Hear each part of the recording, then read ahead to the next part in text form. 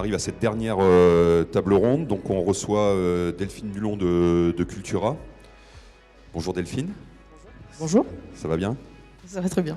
Bon, donc je vais tenter, comme d'habitude, une brève présentation. Donc Delphine, tu travaillais auparavant chez Decathlon. Depuis 20 ans, tu es chez Cultura, où tu as exercé différents postes à responsabilité, dont responsable de la formation, directrice de magasin, etc.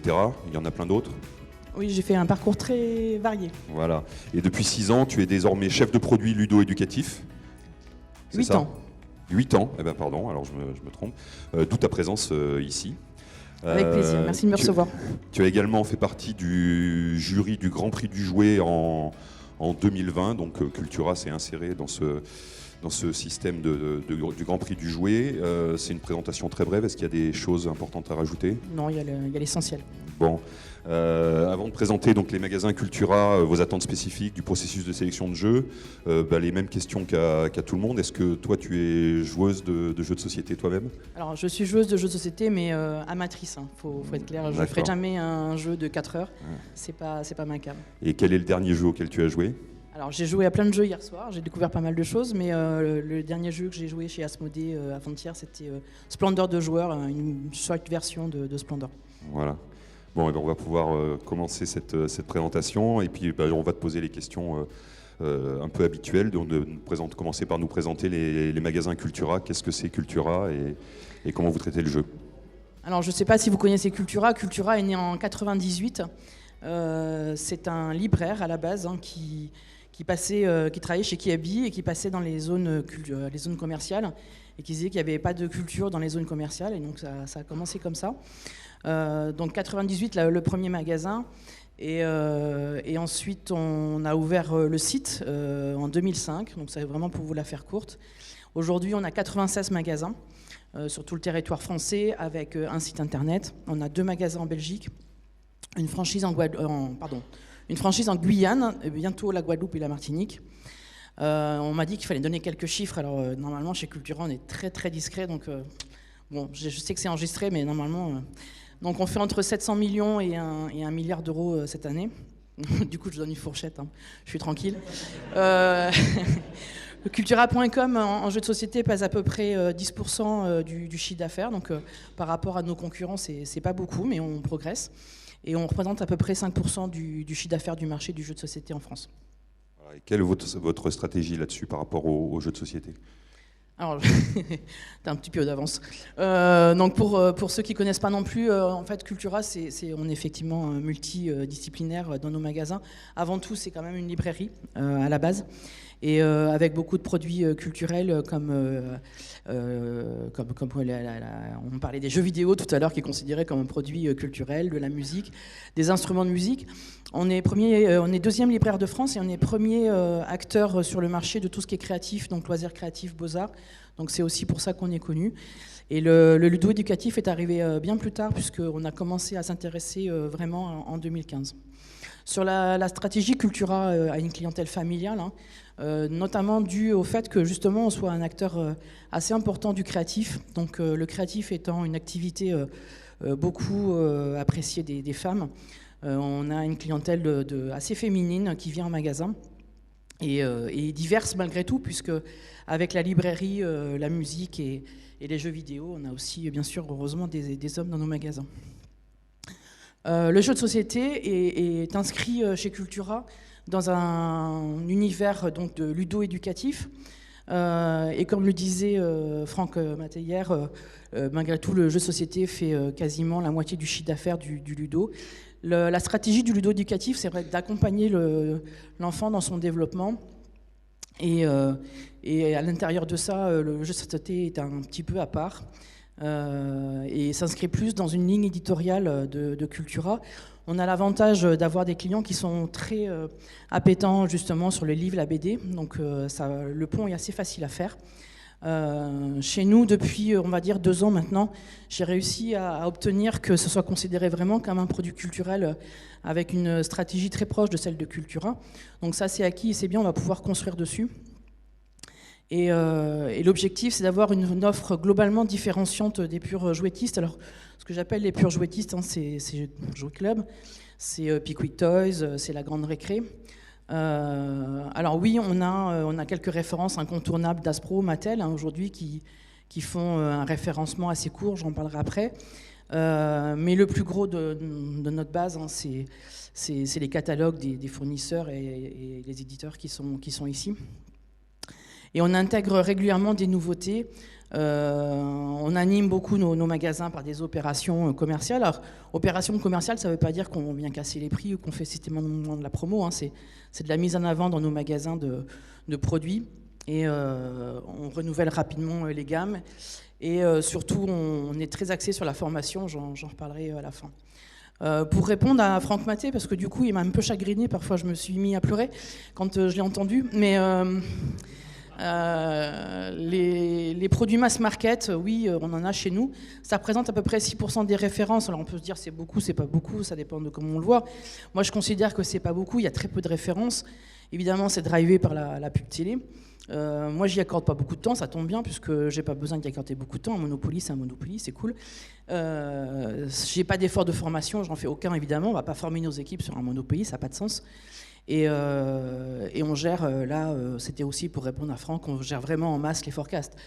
Je sais combien fait un Monopoly d'une année à l'autre. Voilà, donc on leur donne les forecasts. Ils ne nous livrent pas de toute façon, puisqu'ils sont très mauvais livreurs. Et donc voilà. Et effectivement, ça ne fait pas une thune, hein, je reprends son expression, donc ça fait vraiment rien du tout. Mais par contre, pourquoi on le fait? Alors c'est la question qu'on me posait hier.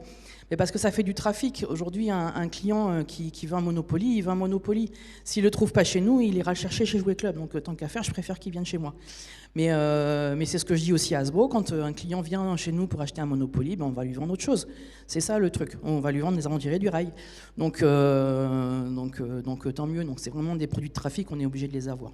Le reste des référencements, c'est 94%, donc là par contre ça fait beaucoup. Moi j'y passe beaucoup de temps et beaucoup de passion, hein, quand j'ai failli écrire beaucoup d'amour, mais forcément ça représente beaucoup, ça représente l'essentiel de mon temps de travail. On y met beaucoup de formation parce que, Cathy le disait, forcément dans les boutiques, c'est vraiment la grande force, hein, la connaissance des produits par les employés. Je considère que chez nous, on est mieux que d'autres jouettistes, mais c'est la clé du succès en fait, donc j'en reparlerai après. Je suis assez intéressable sur la formation parce que c'est vraiment une clé pour moi de la réussite après dans nos magasins. Oui, on est centralisé, j'en parlerai après, mais on essaye, enfin j'essaye en tout cas de faire participer le plus possible nos magasins, même si c'est pas des indépendants, hein, mais qu'ils aient leur mot à dire parce que effectivement eux c'est les clients ils ont les clients tous les jours dans leur rayon. Et c'est eux qui savent ce que les clients veulent. Et si je fais ça tout seul dans mon coin, bah, ça ne marchera pas très bien. Alors un petit passage sur le référencement, le nombre de références, quelques chiffres encore. Bon, hein, là aussi j'ai pleuré quand j'ai vu la slide des boutiques ludiques, hein, parce que du coup, mes 600 références, ça fait un peu court. Mais on a globalement un référencement de 2500 références quand même chez Cultura, de références actives. Dont 420 références de jeux de rôle. J'en parle pas trop dans la présentation, mais c'est vraiment quelque chose qu'on essaie de développer. Ça fait déjà 4 ans que je travaille dessus. C'est pas facile parce que c'est un milieu très, très différent du jeu de société avec beaucoup de contraintes. Mais on a une vraie appétence dans nos magasins des clients pour le jeu de rôle. C'est en train de remonter très fort. Et l'avantage, c'est que dans nos collaborateurs, par contre, il y a des vrais passionnés de jeux de rôle, donc on s'appuie sur eux. Je vous ai mis, on a 1500 références de puzzle, c'est pas l'objet de la journée, mais ça fait une complétude de gamme dans les magasins qui sont assez intéressantes. On m'a demandé de savoir combien il y avait de références qui étaient restées entre 2015 et 2020, donc je me suis fait un petit peu l'exercice. On a à peu près 300 références qui étaient présentes en 2015 qui le sont encore aujourd'hui. Alors, ça vient aussi du fait qu'en 2015, en fait, on avait très peu de références dans nos magasins, donc forcément, c'est pas beaucoup aujourd'hui. Le format moyen d'un magasin chez Cultura, c'est à peu près 600 références, donc c'est effectivement pas beaucoup par rapport à une boutique. Moi, je trouve ça déjà vachement bien, mais c'est pas beaucoup. Les magasins font entre 1000 m² et 5000 m², donc ça, c'est une spécificité aussi de Cultura, parce qu'on a des formats de magasins qui sont très différents. Et forcément, l'offre est très différente et sûrement la capacité de connaissance aussi des collaborateurs va avec. Hein. Quand vous êtes dans un magasin où il y a 5 mètres linéaires, il y a quand même peu de chances que vous trouviez un super passionné de jeux de société, sinon ce serait compliqué pour lui de vivre avec aussi peu de références. Et le format moyen de Cultura, c'est entre 2000 et 2500 m². Ici, vous voyez les photos du magasin de Bègle, qui est le magasin de 5000 m² avec qui je travaille beaucoup, pratiquement au quotidien. Et là, vous voyez sur la photo en haut à droite, c'est les jeux de rôle. Donc, c'est avec ce magasin qu'on a commencé et on continue à travailler ensemble. Alors là, ouais, comment ça se passe pour les processus d'achat? Parce que voilà, c'est un peu ça le sujet. Alors, Cultura, c'est 100% centralisé quasiment. Donc, en fait, tout passe par moi. Sur mes petites épaules. On est deux à travailler sur le référencement. Donc je travaille, comme je vous le disais, avec le magasin de Bègle, principalement. Nous, on a beaucoup de data, on a chance, puisque évidemment, c'est une enseigne, donc on a des outils de travail, de data assez puissants. On fait de l'analyse, de mise à jour des gammes, on construit les opérations en collaboration avec les distributeurs. Et tout ça, ça repose sur moi, donc ça a aussi des impacts après, derrière, je vous en parlerai. Et le premier, c'est vraiment difficile parce que je suis toute seule, donc travailler les nouveautés, c'est pas simple. Il y en a beaucoup, il y en a trop, il y a trop de distributeurs. Et donc, moi, j'ai besoin qu'on m'assiste, en fait. Je suis une fille très assistée. Je ne suis pas très autonome, donc j'ai besoin qu'on m'aide. J'ai besoin qu'on me donne la visibilité des nouveautés à venir relativement à l'avance. Je ne suis pas capable d'aller chercher toute seule les décalages de sortie. Donc si on ne me le dit pas, pour moi le jeu il sort le 15 juillet, il sort le 15 juillet, puis là je me rends compte que je ne l'ai pas, donc je râle, et après on me dit oui mais il a un décalage de 2 mois, ben ouais je ne savais pas, donc je râle aussi. Bref, je râle tout le temps. Et voilà. Et comme le disaient les boutiques ludiques tout à l'heure, moi j'ai besoin d'avoir des informations, et franchement là on est vraiment calqué sur la même chose, j'ai besoin d'une matrice avec tout dedans. Et la première chose en fait, notamment parce qu'on a un site, on a besoin d'avoir le plus vite possible les EAN, l'éditeur, le colisage, etc. Alors, le strict nécessaire, c'est l'EAN, la référence, le nom du produit évidemment, et son prix. Une fois que j'ai ça, en fait, je peux le faire en 2 étapes, c'est-à-dire que je peux référencer le produit, faire apparaître la fiche sur le site, je peux le commander, parce que si j'ai pas d'EAN, déjà je peux pas commander, et je vais pouvoir travailler ce qu'on essaye de faire de plus en plus sur le site, de faire par exemple de la précommande, de mettre de la visibilité sur le produit. Et ça c'est important, c'est quelque chose qu'on essaye de faire de plus en plus, mais si j'ai pas les informations c'est compliqué. Et parfois je travaille notamment la construction des opérations 6 ou 7 mois à l'avance, et parfois j'ai pas les infos. Si j'ai pas les infos, je peux pas le mettre dans le tableau de bord que je donne à la pro. Si je peux pas le mettre, je peux pas le faire. Donc voilà, je suis coincé avec des choses basiques comme ça. Les informations des auteurs, illustrateurs, alors on n'est pas connu vraiment pour mettre ça en avant, on commence, notamment sur le guide des jeux qu'on a fait cette année, il y avait le nom de tous les auteurs, c'est chouette, j'ai obtenu ça cette année. On n'a pas encore le nom des illustrateurs, parce qu'on me dit j'ai pas la place, donc bon, ça sera pour l'année prochaine. Et sur le site, pour l'instant, on a besoin de travailler encore quelques problèmes techniques pour faire apparaître aussi ça, les auteurs et illustrateurs de façon intéressante. J'en reparle, mais je vais en parler plein de fois, mais c'est la multiplicité des distributeurs, pour moi, c'est un vrai problème. Parce que à chaque fois qu'on me dit tiens, ils s'en vont, ils vont partir ailleurs ou ils vont s'auto-distribuer, à chaque fois je fais gloops. Ça a l'air bête comme ça, mais ça veut dire un autre contrat, ça veut dire d'autres négociations, ça veut dire qu'à chaque fois il va falloir que je prenne du temps pour cette personne-là. Quand un éditeur en fait quitte un distributeur, ben moi le distributeur qui faisait le taf en fait de façon globale, je suis obligé de le refaire avec une autre personne, donc et plus j'en ai et moins j'ai de temps. Et je vous l'ai dit tout à l'heure, la problématique pour moi c'est vraiment la visibilité sur les ruptures et sur les dates de report, etc. que j'arrive encore très mal à gérer. Comment on fait pour sélectionner les jeux ? Alors moi c'est une vraie frustration parce que comme justement j'ai pas 3000 refs, je suis obligé de choisir tout le temps, donc c'est triste. On n'a pas beaucoup de place en magasin.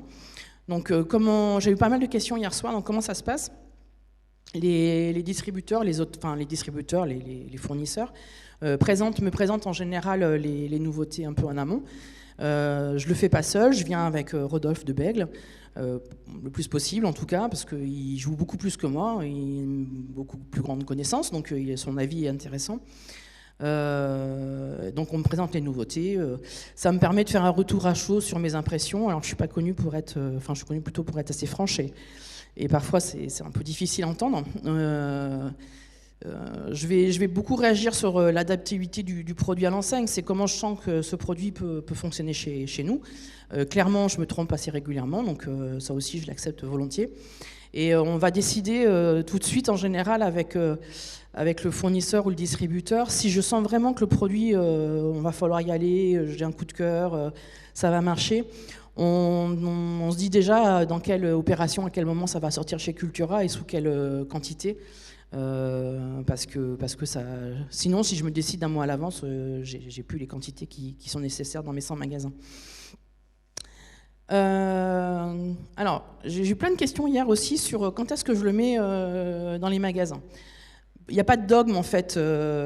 Quand on me présente le produit, il y a des produits, je vais dire bon ok, on va le mettre. J'ai 4-5 magasins en fait qui sont assez grands, avec une équipe assez costaud de côté questions, compétences. Donc souvent, quand les produits sortent, je vais les mettre dans ces magasins-là. On va voir comment ça fonctionne. Si ça ne fonctionne pas dans ces magasins, c'est tranquille, ça ne marchera pas chez Cultura. S'ils ne sont pas capables, eux, de les vendre, c'est mort. Et après, quelques mois après, on va les mettre dans plus de magasins, on va les mettre en opération. Et puis parfois, on fait un bypass. Je me dis, ok, ce produit, en accord avec le distributeur, on se dit, il faut le faire. C'est génial. Bon, c'est génial, parfois c'est pas vrai, mais parfois ça marche pas vraiment.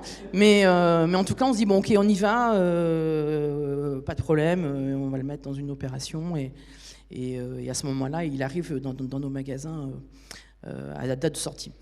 Ce que tu dis, c'est qu'en gros, vous avez deux modèles. Un modèle où c'est par des magasins pilotes, donc les 5 magasins, et un système éventuellement où ça peut être une sortie nationale au niveau de tout Cultura. Oui, tout à fait. La plus grosse partie, quand même, passe dans quelques magasins pilotes. Et parfois, on le sort et on le pousse. Et parfois, c'est aussi la demande du distributeur qui me dit j'ai ce jeu, je pense que ça colle vraiment bien avec l'enseigne. On a envie de faire quelque chose. On va le sortir. Et puis, on met en place aussi tout un tas de choses autour d'animation dans les magasins, de formation. On met un peu le paquet et puis on soutient ce produit. Et contrairement à Jouet Club hier, j'aime bien, c'est cool qu'il soit plus là. Mais et si ça marche pas tout de suite, parfois, alors c'est pas grave. C'est-à-dire que pour certains jeux, en fait, je donne le temps au produit. C'est pas parce que ça n'a pas marché tout de suite qu'il n'a pas sa place chez nous. C'est peut-être un peu trop tôt. Peut-être que les équipes elles sont pas assez formées. Peut-être que voilà. Et donc on va lui laisser quelques mois, quelques années parfois. Et puis on va voir. Et puis j'ai le temps. J'ai pas besoin. Un produit marche pas. J'ai pas besoin de l'enlever, de mettre un autre produit, mettre un Monopoly à la place, c'est pas grave. Et c'est surtout vrai sur les jeux enfants en fait. Je me rends compte que je renouvelle pas moins souvent les jeux enfants parce qu'un jeu enfant en fait il a souvent besoin d'une année, 2 ans souvent pour s'installer. Parce qu'il faut qu'aussi les équipes elles le connaissent, elles le conseillent et donc ces jeux, si ça passe trop vite chez nous, c'est pas une clé de succès. C'est un peu ce que disaient les boutiques ludiques également sur les jeux enfants. Ouais. Alors comment ça se passe en fin d'année? Ça par contre évidemment, nous, la fin de l'année c'est 40% de notre chiffre d'affaires, donc j'imagine en boutique ludique aussi, je connais pas les chiffres, mais c'est très important. Donc, comment ça se passe? On me présente les jeux à plein de moments. Donc, ça peut être Cannes, Deauville la semaine prochaine, le salon du jouet pour les acheteurs. Donc, on va me présenter pas mal de nouveautés. Alors, comme je suis un peu impatiente, la plupart du temps, les distributeurs savent bien qu'il vaut mieux me les présenter avant, sinon je me vexe. Donc ils me les ont présentés souvent avant. Soit ils viennent au bureau, soit je vais chez eux, soit on se rencontre ailleurs. Et donc je vais faire une présélection de moi ce qui me semble. Alors je parle que des nouveautés. Je fais une présélection de ce qui me semble moins intéressant pour Cultura. Heureusement, je prends pas que des jeux que j'aime parce que sinon ça serait un peu court. J'aime pas les jeux de dés, voilà. Donc je prends une vague sélection, enfin une sélection assez importante. Et ensuite, on fait venir une quinzaine de magasins au mois de mars. Et un peu représentatif de tous les magasins, des grands, des petits, des gens qui connaissent bien le jeu, des gens qui connaissent pas le jeu, parce que c'est le reflet de ce qui va se passer dans nos magasins. On leur présente les nouveautés. C'est un animateur neutre, non, c'est pas les éditeurs, c'est pas les fournisseurs qui présentent les jeux. Donc c'est un animateur qui présente tous les jeux. Et à ce moment-là, les magasins me disent super, bof, non. Donc on fait une première sélection, puis après on revient dessus parce que moi j'ai mes cases à remplir. Et la sélection finale, c'est vraiment les magasins qui ont le dernier mot. Donc quand on me dit mais pourquoi tu l'as pas pris, je sais pas, c'est pas moi, c'est les magasins. Donc ça tombe bien comme ça, je prends un peu pas trop de responsabilité, c'est cool. Mais c'est la vraie vie, c'est que c'est les magasins qui savent le mieux qui sont leurs clients et qui ensuite vont porter le jeu aussi par rapport aux autres magasins. Et ça c'est vraiment intéressant. Ensuite, une fois que c'est fait, ça, on envoie la sélection à tous les magasins avec une explication sur chacun des jeux. Et là, on va leur demander de se positionner sur les quantités. Donc, contrairement à un Jouet Club qui disait on achète 2000 pièces et puis après on se débrouille avec la pro, chez nous, on demande quand même aux magasins ce qu'ils veulent parce que quand ils ont un vrai coup de cœur sur un jeu, ça peut changer. Vélonimo, donc pour pas le nommer. Cholet en a pris 600 cette année. S'il ne me l'avait pas dit, j'étais mal quand même pour le prévoir. Donc ça, c'est important. Et ensuite, il va y avoir un gros boulot de formation. J'y reviendrai tout à l'heure. Donc, ce que je retiens, c'est qu'en fait, en mars, vous avez déjà décidé, en gros, ce qui va être sur les étals pour Noël. Et cette partie commande, là, elle se fait à quel moment, dans la foulée ? Alors, c'est là où, en général, on est un peu lent, mais on donne une première image. Déjà, dès que c'est fait, on donne au distributeur la sélection qu'on a prévue et une idée des forecasts. Donc, voilà, donc ça, c'est... Alors, par rapport à ce produit-là que je connaissais déjà et ce que j'en sens, je pense que cette année, on va en faire 3000, donc on donne ça aux distributeurs. Et après, une fois qu'on a le retour des magasins, on réajuste ces forecasts. Les commandes, elles sont passées en juin en général. Beaucoup trop tard. Hein. Mais ça veut dire que quand même, les distributeurs en amont, au mois de mars-avril, ils ont déjà nos forecasts pour pouvoir prévoir les prods et avoir à peu près le stock qu'il nous faut. Est-ce que tu peux nous donner quelques exemples de produits qui marchent super bien chez Cultura ? Alors Mathieu, il m'a dit, donne-moi des chiffres. Je suis OK. Donc, ok, très bien. Et donc, j'ai demandé l'accord quand même aux gens, sauf Top 10. Je lui ai dit, il veut des chiffres, je vais donner les siens. Hein. Donc, donc, voilà. Donc, quelques chiffres pour vous donner quelques repères. Pourquoi ça marche ou pourquoi ça ne marche pas ? C'est bien sûr le jeu en lui-même qui est son meilleur vendeur. Donc, si le jeu il est puissant et qu'il fonctionne, etc., il va bien se vendre. Sa disponibilité, ça paraît évident, mais un jeu qui est systématiquement en rupture, je vais envoyer le clin d'œil à Johan, mais Draftosaurus, j'aime beaucoup ce jeu, mais je ne l'ai jamais. Donc forcément, c'est compliqué. À chaque fois que je me mets dans une opération, c'est au moment où il n'est pas dispo. Alors c'est de ma faute, je ne le dis pas assez en amont, mais bon, donc voilà.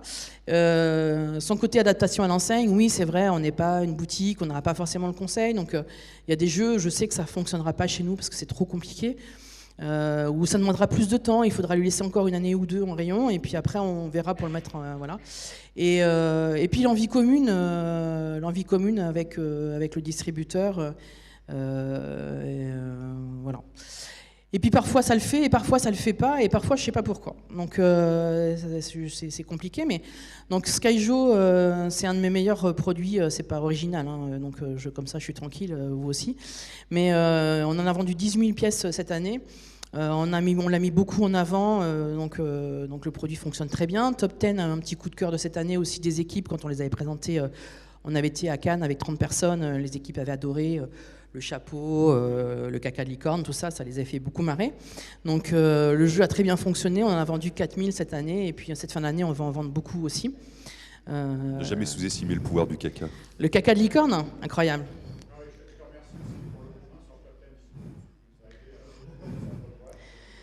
Oui, Mathieu m'a dit si je fais un 18+, tu le prends ou pas ? Je sais pas, ça va dépendre de ce qu'il y a marqué dessus. Parce que si c'est trop trash, moi j'ai un patron j'ai pas envie de perdre mon job non plus. Donc il faut faire attention. Je fais attention quand même à ce qu'il y a marqué sur les boîtes, à pas aller trop loin.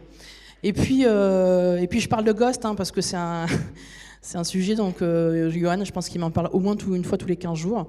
Elle me dit il faut que tu soutiennes ce jeu. Je dis mais je veux bien le soutenir, mais ça marche pas. Pourquoi ça marche pas ? J'en sais rien. Pourquoi ça marche pas ?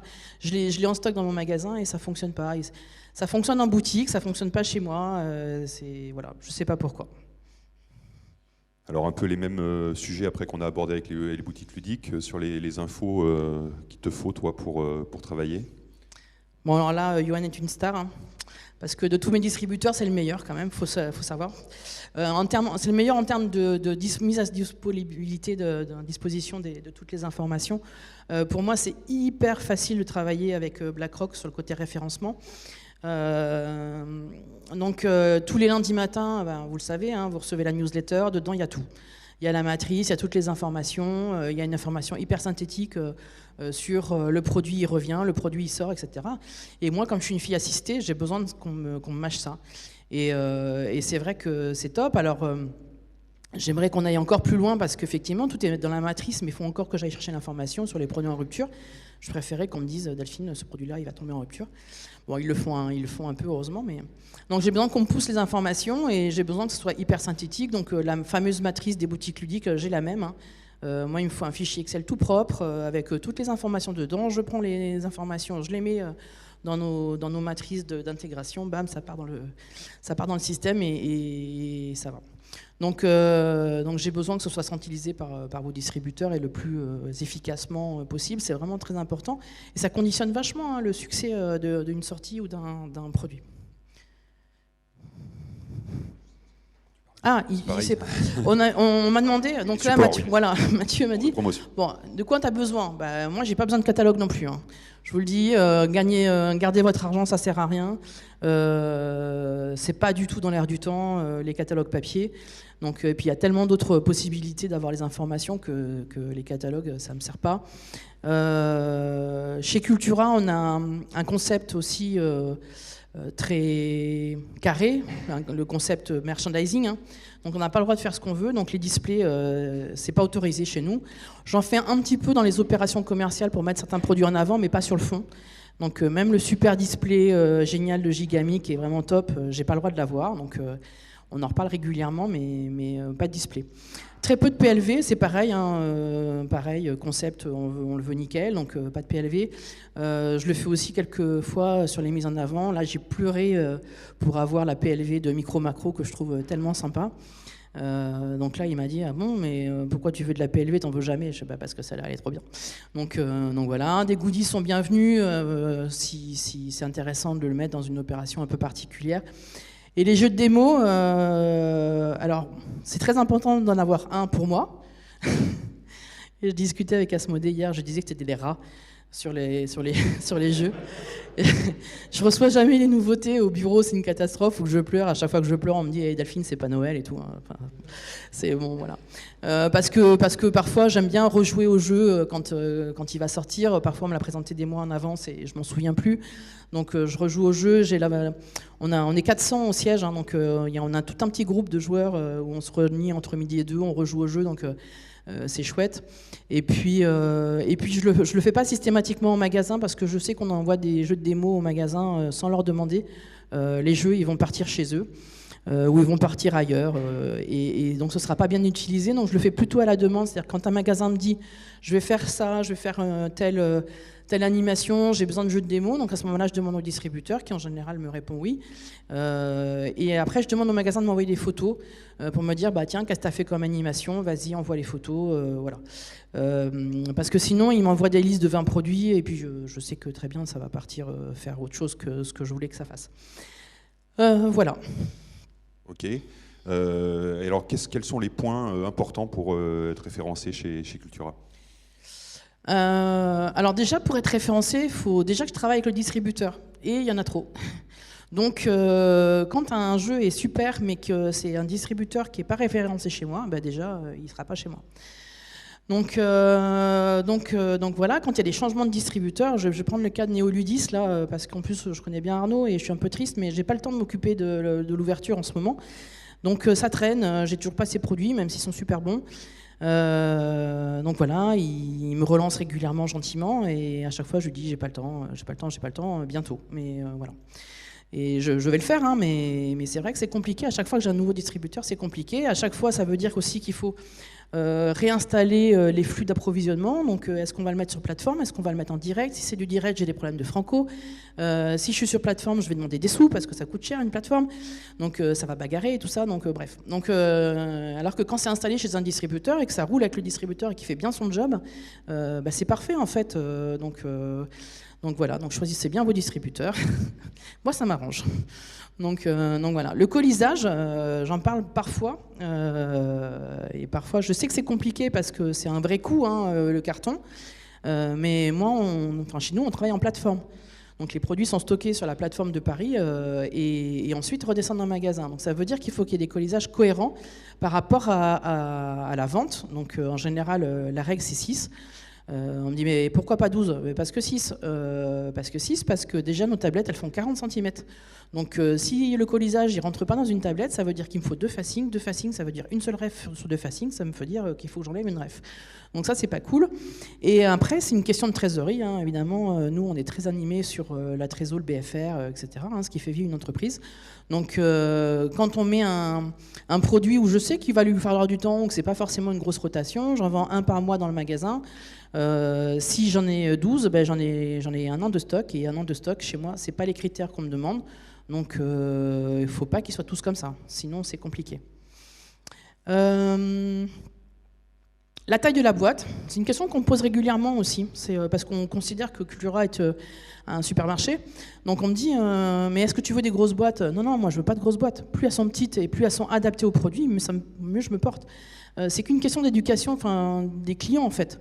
Moi, j'ai pas besoin que la boîte elle fasse 40-40 pour que les clients la voient. Si elle doit faire 10 sur 10, elle fait 10 sur 10.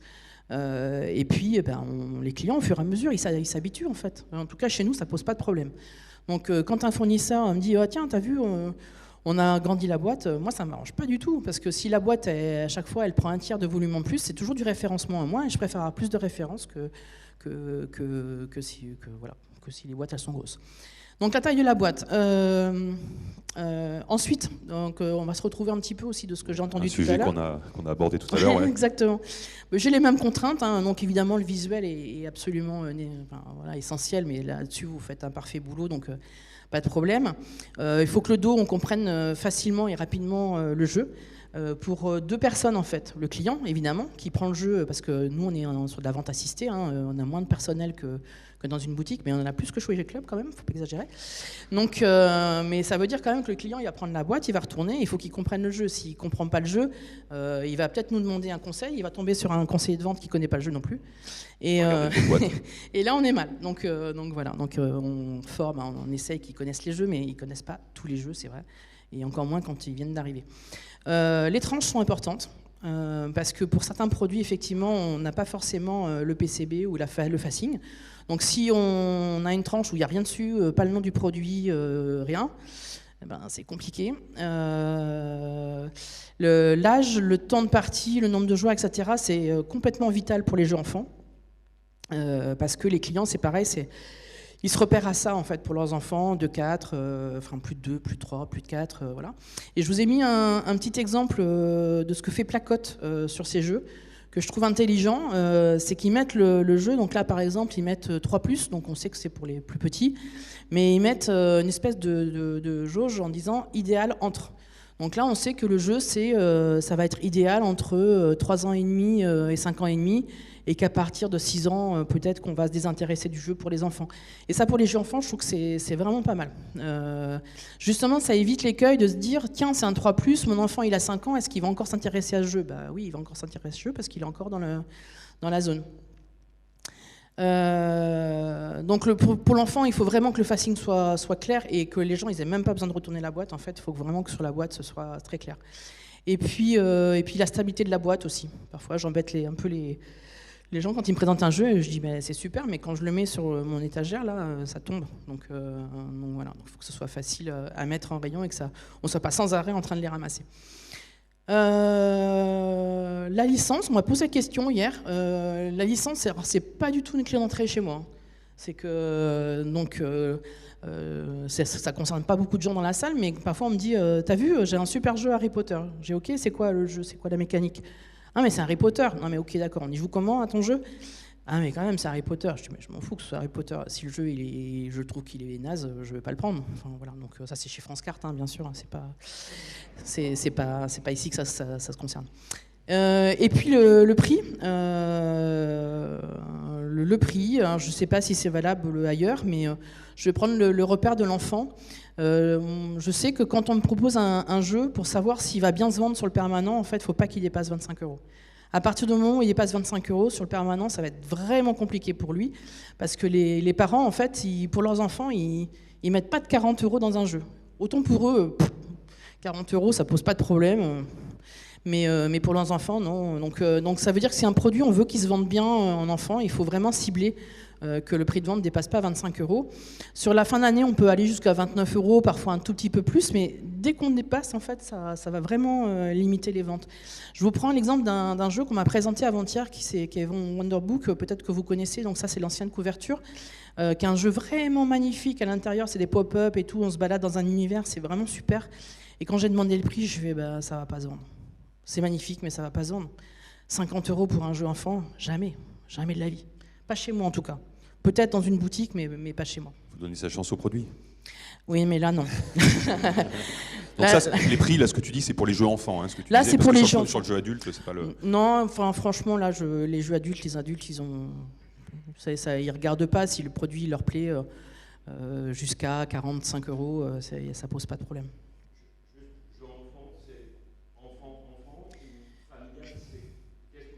Non, enfant, c'est jusqu'à 6 ans, quoi. Ouais. Le vrai jeu enfant. Ouais. Tu nous parles un peu du site après, c'est ça? Ouais, je parle un peu du site, parce qu'évidemment, le site, c'est 10% de notre chiffre d'affaires, donc c'est important, et moi, je travaille beaucoup avec le site. Là aussi, ça me permet d'avoir beaucoup d'informations, de ce que les clients cherchent. On a ce que les clients tapent, recherche sur Google, recherche sur le site. Donc, quand on les a pas, on se dit tiens, toutes les semaines en fait, les personnes du web me renvoient les mots-clés, les recherches no result, donc celles qui n'aboutissent jamais. Et donc ça me permet vraiment de savoir ce quoi je suis en train de passer à côté, quoi. Donc ça c'est vachement bien. Donc pour que ça fonctionne bien, il nous faut des visuels de qualité évidemment. Des vidéos courtes. On voit bien que dès qu'il y a une vidéo sur la fiche produit, le taux de rebond, c'est-à-dire le fait qu'on aille sur la fiche et qu'on reparte sans acheter, baisse considérablement. Donc ça, c'est important. Et on travaille pas mal, comme on le fait en magasin d'ailleurs, les coups de cœur des clients et des collaborateurs. Donc là, je vous ai mis une petite capture d'écran des coups de cœur collaborateurs. Donc il y en a un à moi là-dedans. Donc ça aussi, ça fait partie des choses qu'on travaille beaucoup. Et je vous le disais, les précommandes, alors ça c'est quelque chose sur lequel je vais de plus en plus, mais pour pouvoir faire des précommandes, il faut que j'ai des informations. Mais comme on sait communiquer à nos clients via les réseaux sociaux, via les newsletters, etc., sur des grosses sorties, c'est des choses qu'on fait de temps en temps. Alors, je sais que c'est Hasbro, mais là on va communiquer sur HeroQuest qui ressort chez Hasbro. Donc on va faire toute une campagne de précommande pour marquer un peu le coup. Et puis on a beaucoup de gens qui travaillent chez nous en marketing, donc les réseaux sociaux, le SEO, interne, externe, etc. Donc il y a pas mal de choses à faire avec .com et on essaye de plus en plus de travailler avec les distributeurs. Des fois c'est pas facile parce qu'ils sont pas toujours convaincus, mais on sait que ça fonctionne. Et voilà, donc là je vous ai mis une petite capture d'écran de la home du site d'il y a 15 jours, une semaine, je sais plus. On voit pas très bien, mais c'est la maison des souris. Ça a cartonné, quoi. Donc quand on est en une bonne visibilité sur la home du site, ça fonctionne bien. Qu'est-ce qui est important pour nous? Donc toute cette démarche omnicanal, l'accompagnement marketing. Donc les équipes de ces distributeurs aussi sont en train de se structurer. C'est quand même vachement cool quand il y a dans leurs équipes une personne qui est dédiée au marketing. Ça nous aide beaucoup aussi par ce qu'ils proposent. Et évidemment la démarche éco-responsable. On en parle, je trouve, vraiment pas assez avec vous. Souvent le matériau, où est-ce que c'est produit, la taille des boîtes, je reviens là-dessus, les sachets en plastique à l'intérieur du produit, et les thermoformages, on m'a présenté un jeu, pareil, il y a 2 jours chez Asmodée, je ne donnerai pas le nom parce que le jeu est vraiment génial, mais c'est plein de plastique, quoi. Donc c'est pas l'avenir, enfin, faut qu'on s'y mette, quoi. On n'a pas le choix. Et puis peut-être un point qu'on a abordé avec tous les intervenants sur la formation, c'est ça? Ouais, alors sur la formation, je suis intarissable, parce que moi, les formations, je considère que c'est pas aux toilettes. Donc, ni en voiture, c'est très dangereux, faut pas faire ça, c'est pas possible. Oui, Cultura, je suis presque sûr que si vous êtes dans un Cultura, vous n'aurez pas forcément toujours une très bonne expérience de la compétence des collaborateurs, parce que si ça se trouve, c'est la personne qui travaille aux Beaux-Arts à côté qui va venir vous renseigner et qui ne connaîtra pas votre jeu. Et puis vous serez triste, et voilà, donc c'est vraiment un travail de longue haleine, et ça fait quand même très très très très longtemps qu'on travaille dessus. Donc j'espère que nos vendeurs sont plus compétents que dans d'autres enseignes. Ce serait vraiment dommage sinon. Et sinon, de toute façon, les jeux qu'on vend aujourd'hui, on ne les vendrait pas si nos collaborateurs n'étaient pas formés. Donc on ferait tout ce qu'on peut faire, on le fait. Donc moi, je travaille avec 30 magasins, donc sur 96, ça fait déjà pas mal, qui sont des magasins référents. On fait des teams ensemble, on a les comités de sélection. J'ai quelqu'un à Bègles avec qui je discute quasiment tous les jours. Ces magasins-là, on les emmène à Cannes. Je pense que je suis la seule enseigne jouettiste multi-spé à le faire. Donc on emmène 30-35 personnes à Cannes tous les ans quand ça existe. Sur 2 jours, on passe chez les distributeurs, on joue aux jeux, surtout aux nouveautés, aux choses qui vont arriver. Je les fais rêver un peu quand on peut, en présentant des auteurs. C'est toujours un moment très riche. Et donc ça fait déjà 30 magasins, c'est déjà pas mal sur 96.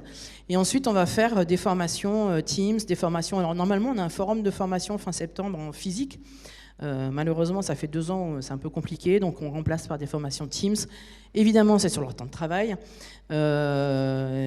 Comme ça aussi, on peut dire, je suis désolé, mais c'est dans ton planning. Donc pendant 1h30, demain matin, tu es devant ton écran et BlackRock, Gigami, Kielo, etc. Va intervenir pour te présenter les jeux et tu es là. Donc voilà. Donc voilà. Et puis après, on communique beaucoup. Je communique beaucoup sur le Facebook interne aussi. Donc c'est un Facebook où les gens peuvent vraiment interagir. Donc je vous ai mis 2 captures d'écran. Donc il y en a une, c'est Magasin de Bègles qui parle aux autres magasins d'un jeu qui vient de sortir. Et puis Carta Ventura, c'est celle que j'ai postée il n'y a pas longtemps en disant attention, il y a Oklahoma qui sort, ça va être sur Nota Bene. Nota Bene, c'est génial.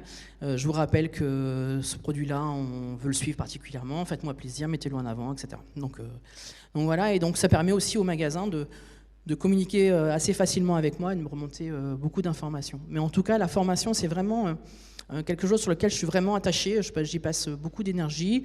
Les distributeurs me suivent vraiment super. Ils mettent aussi beaucoup d'énergie, beaucoup de bonne volonté et beaucoup de temps. Donc les magasins, par exemple, les magasins parisiens récemment là, se sont réunis à 30 personnes, m'ont demandé si des fournisseurs pouvaient venir. Donc j'ai demandé aux fournisseurs, ils viennent et ils forment les équipes. Et voilà, plus il y a de points de contact de formation, et mieux c'est pour nous, parce qu'on sait que dans tous nos magasins, il n'y a pas forcément un passionné. Donc c'est pour ça qu'on a besoin de faire ça. Eh bien, merci beaucoup Delphine. Et puis ça va être le moment où vous pouvez applaudir, mais oui, bien sûr.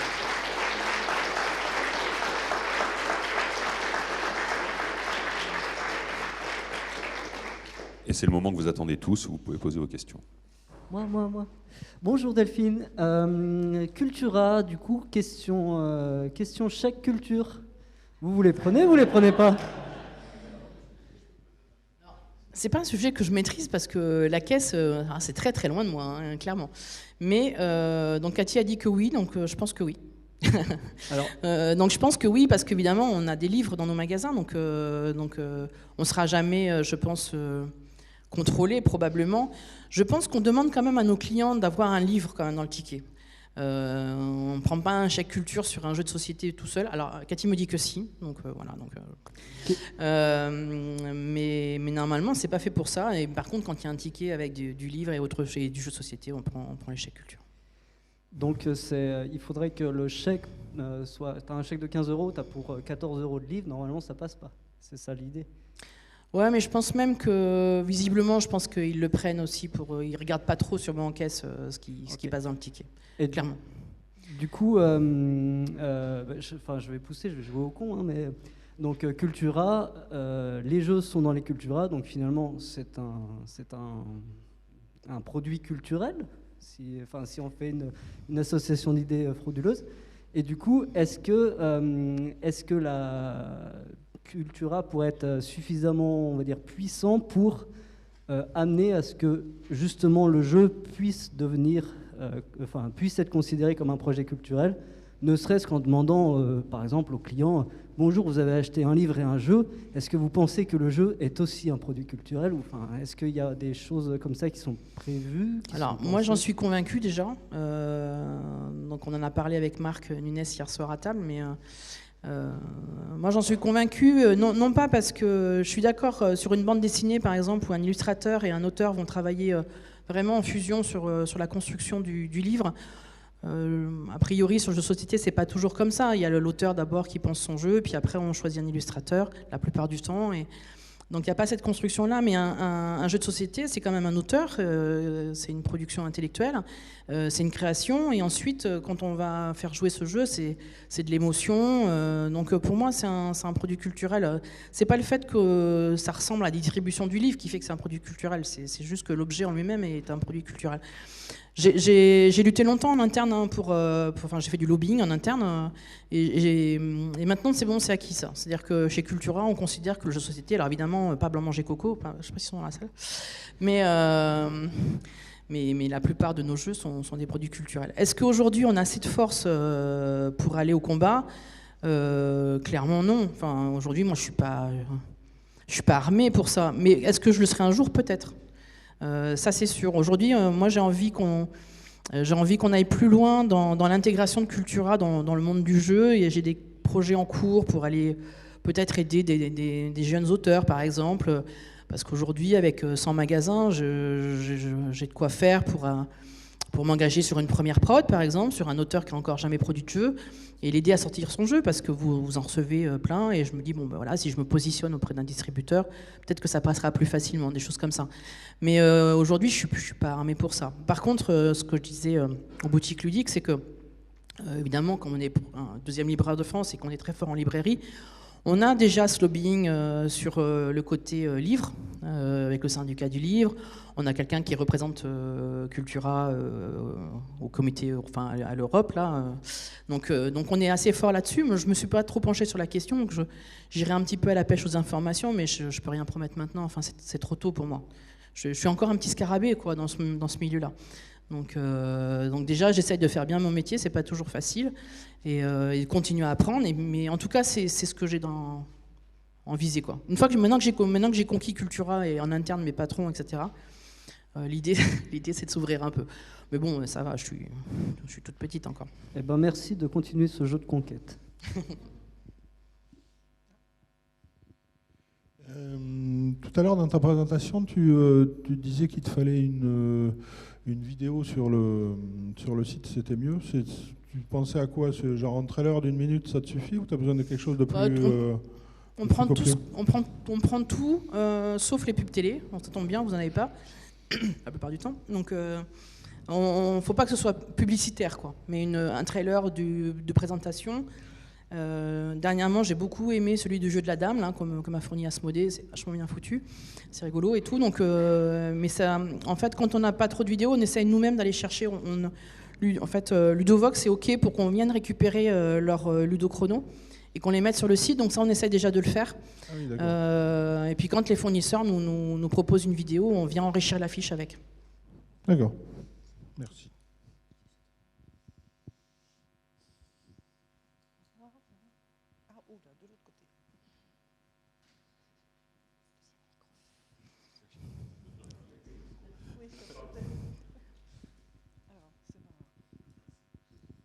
Chez Cultura, il y a aussi un rayon librairie qui développe sa partie jeu, alors de façon plus saisonnière. Est-ce que, voilà, tu as répondu à la question. Est-ce que c'est deux mondes complètement à part? Est-ce que vous tirez la bourre? Est-ce que vous discutez, vous organisez entre vous? Ou est-ce que c'est chacun sa typologie de client? Parce que pour le coup, les licences, ils s'en régalent. Et voilà, est-ce que c'est rien à voir ou vous vous organisez entre vous? Mais tu as répondu avec ta grimace en fait. Ouais, clairement, c'est un point d'achoppement chez nous, c'est clair. Quand je vois ce qu'ils font, c'est quand même pourri, quoi. Enfin, donc, c'est pas des jeux, enfin, c'est. Voilà. Et c'était un peu chacun de son côté jusqu'à il n'y a pas très longtemps. On se parlait vraiment pas. Quand on en parlait, on était fâchés. Donc maintenant, on se parle un peu plus. Alors, je trouve que cette année, ils sont allés un peu forts encore. Ils ont changé d'acheteur, donc il va falloir que je retourne au combat. Mais c'est pas possible, en fait. C'est pas possible de faire ça. Un client, lui, dans sa tête, il rentre, il voit un jeu, il pense que c'est Cultura, quoi. Quand il achète un produit pourri de quiz sur le tabac, aucun intérêt, quoi. Et donc oui, non, c'est un point d'achoppement chez nous, et notamment aussi sur les escapes, en fait. Parce que là, je ne sais pas si vous avez testé un escape de libraire, hein, c'est une catastrophe. Hein. Donc ça fait des expériences qui ne sont pas très bonnes, et puis clairement, ça mange du budget d'achat, quoi. Donc je suis en colère. Quand, ouais, en plus, ils sont devant, quoi. Donc, mais bon, on essaye de se parler quand même.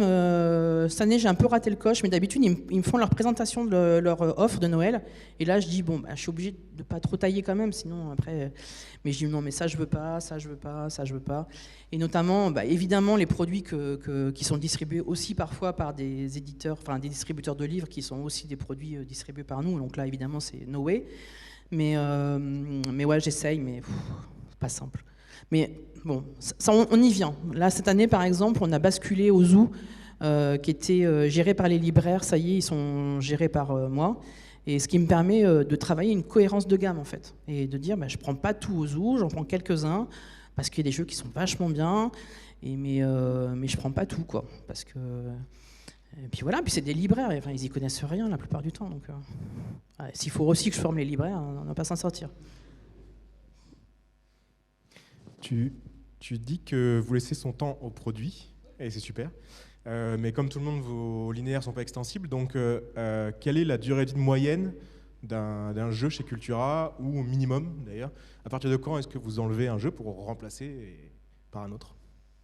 Alors, déjà, je pense que comme on n'a pas toutes les nouveautés tout le temps, mathématiquement, la durée de vie, elle est plus importante. Parce que les grosses sorties, enfin les sorties qui vont durer peut-être 3 à 6 mois et qui vont disparaître assez rapidement, nous, on n'a pas ça déjà. Donc la durée moyenne, j'en sais rien, mais c'est au moins... la durée moyenne, je sais pas. Je sais pas. Très sincèrement, je ne vais pas te répondre, mais en tout cas, c'est hyper rare que 6 mois ou 1 an après la sortie d'un jeu, je dise c'est fini pour lui. Comment je fais après pour sélectionner? Je prends toute la data que j'ai, et c'est vachement facile. Je fais des moyennes, je regarde la rotation produit par DN, c'est-à-dire le nombre de magasins qui ont ce produit-là. Et je me dis, tiens, c'est bizarre, ce produit que je n'avais pas vu venir, il marche super bien dans très peu de magasins, il mériterait qu'il soit dans beaucoup plus de magasins. Donc je veux le mettre dans beaucoup plus de magasins. Donc si je veux le mettre dans beaucoup plus de magasins, il faut que j'en sorte un. Je regarde ce qui marche moyen ou ce qui est en doublon parfois, voilà. Les roll and write, voilà, si j'en ai plein, je vais sélectionner un qui va sortir. Voilà, c'est parfois dur, hein, mais bon, c'est la vie, quoi. C'est la vie des jeux de société, il faut que ça tourne. Voilà. Et puis après, il y a aussi ce qu'on me donne, hein, en rentabilité aussi, qui compte. Donc, parce que j'ai des chiffres à donner à mes patrons, donc j'ai sorti beaucoup de fournisseurs régulièrement, et les référencements sont coupés chez Spin, chez Dujardin. Donc voilà, petit à petit. Là, cette année, Spin, j'ai sorti tous leurs jeux, j'en ai plus un seul à eux dans les linéaires. Bon, ils pleurent, mais c'est pas grave. J'avais une question. Je suis ici. Est-ce que tu trouves qu'il y a un genre de jeu qui se démarque plus chez Cultura au niveau des ventes? Alors, qu'est-ce qui fonctionne chez nous? Comme ça, je sais pas, bon, après, voilà, mais ce qui fonctionne, les grandes tendances, en dehors de ce qui existe déjà, c'est les jeux à 2. On nous en demande beaucoup. Il n'y en a pas tant que ça, en fait. Et je discutais, je sais plus avec qui, en disant c'est pas toujours simple, en fait, parce qu'il y a des jeux à 2 qui sont évitants. Hein, Seven Wonders Duel, c'est marqué dessus, donc ça va. Mais c'est parfois, nous, comment on fait pour revendiquer en magasin le fait qu'un jeu soit pas un jeu à deux, mais qu'il soit vachement bien à deux. Donc, je vais prendre Azul, par exemple, qui fonctionne bien à deux chez nous. C'est une clientèle familiale, ça marche très bien. Et on peut jouer à 4, on peut jouer à 3, on peut jouer à 2 ça fonctionne bien. Et c'est pas toujours évident, parce que sur la boîte, c'est marqué 4. Donc, les gens, ils disent... ils savent pas, en fait. Donc ça, est-ce que ça veut dire que sur la boîte, il faudrait mettre un truc particulier ? Comme sur les âges, en fait, de dire... Ouais, super à 2. Voilà. Donc,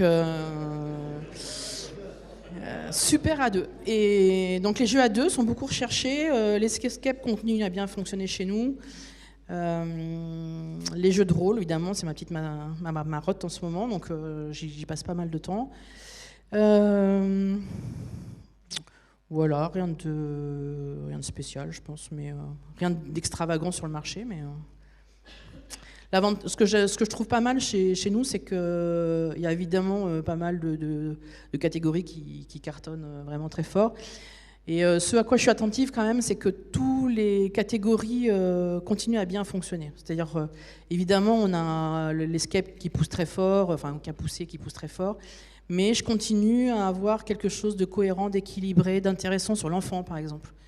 Les boutiques ludiques, je le disais tout à l'heure aussi, on a quand même beaucoup de demandes sur les 2+.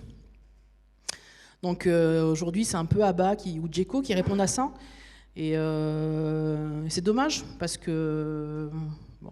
ils sont pas dans la salle, donc je peux vous le dire, mais Abba, c'est compliqué en ce moment, quoi. Je pense que les jeux jaunes, ça commence à être difficile, vu toute la qualité en fait des jeux enfants qui commencent à sortir, enfin qui sont à côté en frontal, avec des belles illustrations, des mécaniques de jeu top, etc.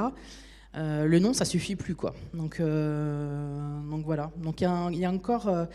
Alors attention, parce que l'enfant, c'est quand même pas des volumes de ouf. Hein. C'est pas. Mais il y a une vraie demande pour les petits. Comment ?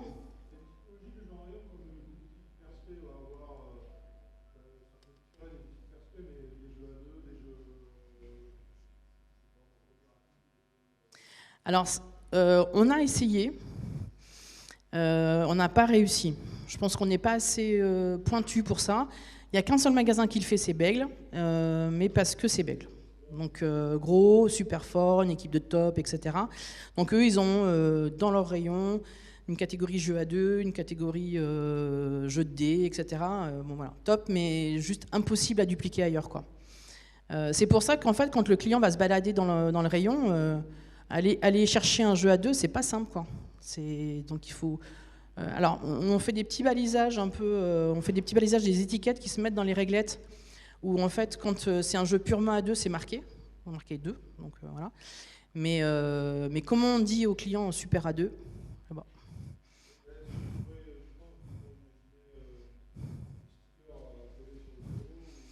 Ouais, sur la boîte, sur l'étiquette, c'est encore à réfléchir. Ouais.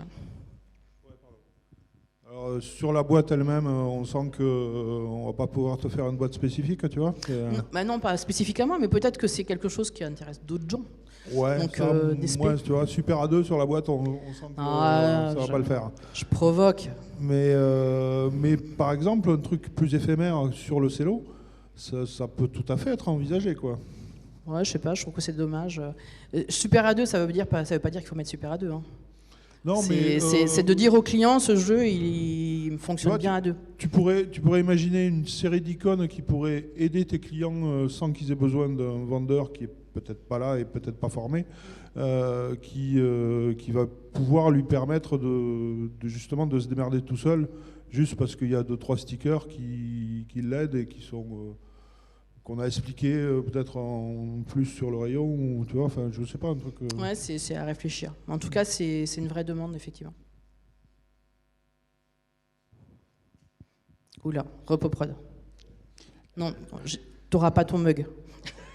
Qu'est-ce que vous faites, par exemple, par rapport à l'Asdor ? Est-ce que vous mettez en avant en fait, les jeux ? Est-ce que ça a un impact sur les ventes ? Donc ça, tu es obligé de répondre oui, parce qu'à 1,50 m, il y a un... est-ce que non, mais ça intéresse d'avoir un impact quantifié en fait sur les ventes d'un jeu en fait pour les nominer ou autres si tu as des idées. Moi, j'en suis convaincue. Hein. Enfin, ce serait vraiment, je pense, bête de dire l'inverse. Un jeu qui a eu l'As d'or, en général, déjà, c'est un très bon jeu. Donc, comment ça se passe? Donc déjà, on y va à Cannes, donc super, on passe un bon moment et tout ça. Et après, en fait, au mois de mars-avril, on fait une tête de gondole, donc une mise en avant spécifique sur les As d'or, avec tous ceux qui étaient nominés et primés, quand il y en a. C'est toujours compliqué, souvent les produits sont déjà en rupture. Donc on les met en avant dans plein de magasins qui ne les avaient pas forcément. Donc forcément déjà, vous mettez un PCB dans 100 magasins, ça fait déjà 600 pièces. Hein, donc c'est un impact forcément. Et après, oui, non, je suis convaincue que l'As d'or, ça a un impact. On communique dessus justement. Après, vous mettez vite un sticker sur vos jeux, mais on communique dessus. Quand on fera de la communication digitale, on le fera, etc. Et je pense que, en France, en tout cas, c'est un prix qui est reconnu. Hein. J'étais étonné par la taille du rayon jeu de rôle. Est-ce qu'il y aurait moyen d'un petit peu développer quel est le public cible, quel public vient pour ça? Qu'est-ce qui est fait de votre côté pour essayer de... C'est difficile de conseiller ça, d'expliquer. Si vous pouviez un peu parler de ce rayon. Ouais. Alors... à la base, c'est parce que c'est un peu une histoire, c'est-à-dire que j'avais une collaboratrice qui travaillait avec moi, qui était une rôliste, et moi j'y connaissais rien, donc je lui dis écoute, vas-y, t'y crois, fais ce que tu as envie de faire, puis fais-le, et on verra. Et en fait, on l'a mis. Alors évidemment, elle avait ses entrées dans le milieu, donc forcément, ça nous a aidés. Et ça a fonctionné en fait, très rapidement. C'est-à-dire que entre les gens qui lisent, qui jouent,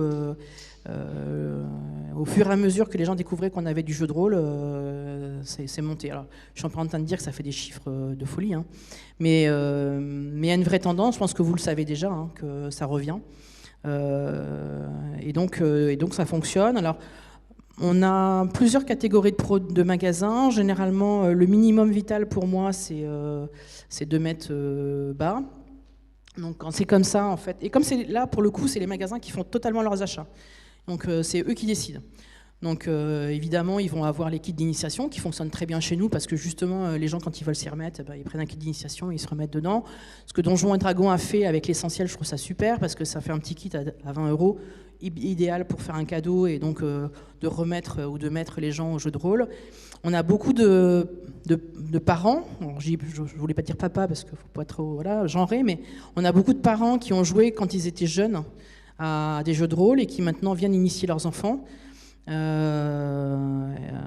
Voilà, donc, et c'est compliqué parce que c'est un produit qui a beaucoup de ruptures. Donc pour une centrale comme nous, parfois c'est pas simple. Donc ça demande, puis c'est nos valises, donc c'est pas toujours simple non plus. Mais donc ça nous demande beaucoup de temps pour le chiffre d'affaires que ça fait, mais c'est top quoi. C'est un produit de passionné. Alors là, en magasin, en fait, je ne mets du jeu de rôle que quand il y a un conseiller de vente passionné qui connaît le jeu de rôle dans le magasin. Parce que ça va reposer sur lui, les achats vont reposer sur lui, et à lui après de former ses copains, hein, ses collègues, pour savoir au moins se repérer, conseiller un client. Mais je suis convaincue qu'il y a quelque chose à faire sur ça. Ouais. Je ne sais pas si ça a répondu à la question. Ouais. Et à Noël, par exemple, dans tous les magasins, j'ai mis 3 kits d'initiation, par exemple, ce que j'avais jamais fait. C'est-à-dire que même dans des magasins qui n'ont pas de jeu de rôle, j'ai mis du jeu de rôle pour voir, et en fait, ça marche très bien. Une dernière question, sinon on s'arrête là. Allez, 1 fois, 2 fois, 3 fois. Eh bien, adjugé vendu. Merci à vous. Merci à tous. Merci à toutes. Merci Delphine.